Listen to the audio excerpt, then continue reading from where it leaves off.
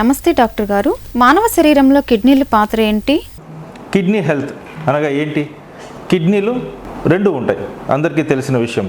160 గ్రాముల నుంచి 200 గ్రాముల మధ్యలో వాటి బరువు ఉంటుంది. సో అందరికీ తెలిసింది ఏంటంటే కిడ్నీ పనితనం అంటే ఏంటి? కిడ్నీ పనితనం అనగా మన శరీరంలో వ్యర్థ పదార్థాలు వడపోత కార్యక్రమము, శరీరంలో తయారయ్యేటువంటి వ్యర్థ పదార్థాలు వేస్ట్ ప్రోడక్ట్స్ అన్నిటినీ ఒక దగ్గర చేర్చి యూరిన్ రూపంలో బయటికి పంపించి తద్వారా మన ఆరోగ్యము బాగుండేటట్టు చూడడం కిడ్నీ యొక్క ముఖ్య పనితనం. అదే కాకుండా కిడ్నీ ఇంకా కొన్ని ముఖ్యమైన పనులు చేస్తుంది.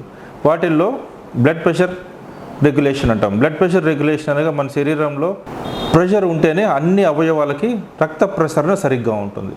సో ఈ బ్లడ్ ప్రెషర్ మేనేజ్మెంట్ అనేది కిడ్నీ యొక్క అతి ముఖ్యమైనటువంటి లక్షణము. తర్వాత రెండోది బోన్ హెల్త్.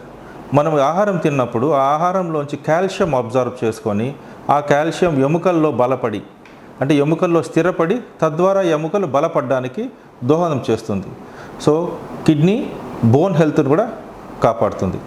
అలాగే బ్లడ్ హెల్త్ అంటాం. అంటే మన శరీరంలో రక్తం తయారవడానికి కావాల్సినటువంటి ఎరిథ్రోపాయిటిన్ అనేటువంటి ఒక హార్మోన్ని కిడ్నీ తయారు చేస్తుంది. ఈ హార్మోన్ను మన ఎముక మూలుగలో పనిచేసి తద్వారా మనకి రక్తం శాతం పెరుగుతుంది.